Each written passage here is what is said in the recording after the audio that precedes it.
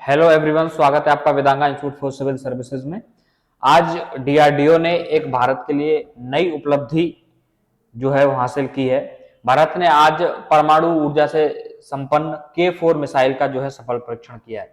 ये मिसाइल किसी भी कंट्री के ऊपर एटॉमिक अटैक करने के लिए कैपेबल मिसाइल है। और आखिर इस मिसाइल की चर्चा इतनी क्यों है? आपको बता दें कि इस मिसाइल का सफल परीक्षण किया गया है और दुनिया भर के अखबारों ने इसको कवर किया है। आज ही की न्यूज है कि India successfully test K4 nuclear capable missile from INS Arighaat. INS Arighaat एक सबमरीन है और जो K4 मिसाइल है वो समुद्र यानी कि पानी के थ्रू अटैक करने वाली एक लॉन्ग रेंज वेपन है, यानी कि लंबी दूरी तक मार करने वाली मिसाइल है। हालांकि भारत की जो सरकार है या फिर डीआरडीओ कहें, उसके अकॉर्डिंग इसकी जो रेंज है वो लगभग 3500 किलोमीटर है, यानी कि लगभग मीडियम रेंज इसको बताते हैं।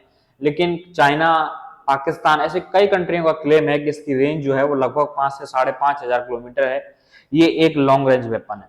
कुछ लोगों का प्रश्न ये भी होता है कि K4 का जब भी कोई सफल परीक्षण होता है तो फिर सरकार क्यों नहीं बताती है कि हमने एक सफल परीक्षण कर लिया है या हम इस मिसाइल को बनाने की ओर कैपेबल है।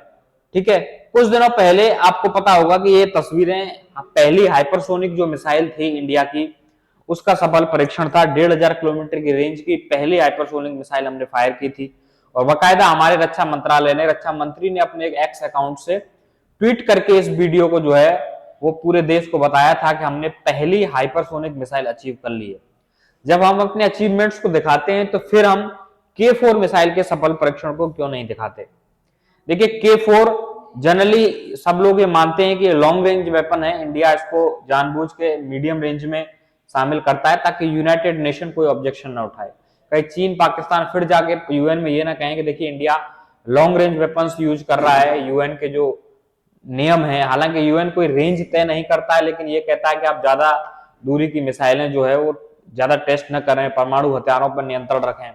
ये यूएन चार्टर के क्लॉज है, लेकिन कोई स्पेसिफिक रेंज यूएन ने डिसाइड नहीं किया कि इस रेंज से ज्यादा आप मिसाइल फायर नहीं कर सकते। सारे देश करते हैं, आपको पता होगा। हाल ही में रसिया ने किया था, चाइना ऑलरेडी कर चुका है, तो अमेरिका के पास ऑलरेडी है इंटरकॉन्टिनेंटल मिसाइलें। तो ये लोग कर रखे हैं, लेकिन दूसरे देशों को नहीं करने देते हैं, जो खासकर P5 कंट्री है। इंडिया के लिए रसिया तो कुछ नहीं कहता, लेकिन बाकी सब कंट्रीज को समस्या होती है। अब ये जो K4 जो मिसाइल है, ये पानी के अंदर से अटैक करने वाली सबमरीन से फायर करने वाली मिसाइल है और इसको खोज पाना थोड़ा सा नॉर्मल मिसाइल्स की तुलना में मुश्किल होता है। अगर आप जहाज से अटैक करोगे, फाइटर जेट से, सुखोई है, तेजस है, तो हो सकता है कि कहीं डिटेक्ट हो जाए। मिसाइल फायर करोगे तो हो सकता है कहीं डिटेक्ट हो जाए, लेकिन सबमरीन पानी के अंदर जाएगी और उतने बड़े समुद्र में न जाने कहां से मिसाइल फायर कर दी जाए, तो इन मिसाइलों को पकड़ पाना थोड़ा सा मुश्किल होता है। हालांकि एक बैलिस्टिक मिसाइल है, बैलिस्टिक मिसाइल में भी अच्छी कैपेसिटी है और इस मिसाइल का जो रूपरेखा है, एक तरीके से अग्नि जो सीरीज की जो मिसाइलें हैं, अग्नि 1 है 700 किलोमीटर, 2 है 2000 किलोमीटर, 3 है आपकी 3500 किलोमीटर, और इसको माना जाता है कि अग्नि 4 मिसाइल की कैपेसिटी की ये मिसाइल है जिसको वाटर से यूज किया जा सकता है। एक तरीके से कहिए कि अग्नि का ही एक नेवल वर्जन है जिसको पानी से अटैक किया जा सकता है। और भारत इसकी ज्यादा खूबियों को दुनिया को नहीं बताता है कभी भी। इसके कई परीक्षण ऑलरेडी पहले हो चुके हैं, कई परीक्षण इंडिया ने इसके पहले कर चुकी है इंडिया, लेकिन कभी भी इंडिया ने इसकी स्पेसिफिक जो इसकी जो ताकत है उसको कभी दुनिया के सामने नहीं रखा। इंडिया हमेशा शांत तरीके से करता। अभी भी इसकी कोई भी इंफॉर्मेशन जो है वो आपकी कोई भी इंफॉर्मेशन जो है अभी आपकी बाहर नहीं आई है कि इस मिसाइल को किस तरीके से फायर किया गया है, क्या किया गया। लेकिन इसको जिस सबमरीन से फायर किया गया है वो आईएनएस अरिघात है। कुछ दिन पहले भी मैंने इस पर वीडियो बनाया था। हमारी दूसरी न्यूक्लियर कैपेबल सबमरीन है जो कि परमाणु ऊर्जा से चलती है। पहली आईएनएस अरिहंत थी, आपने आईएनएस अरिहंत को देखा होगा, दूसरी थी। और तीसरी पनडुब्बी के लिए हाल ही में लगभग 1 महीना पहले भारत सरकार ने 68,000 करोड़ रुपए का जो बजट इश्यू किया गया था, जिसमें 30 ड्रोन थे और एक हमें परमाणु ऊर्जा से संचालित होने वाली पनडुब्बी थी।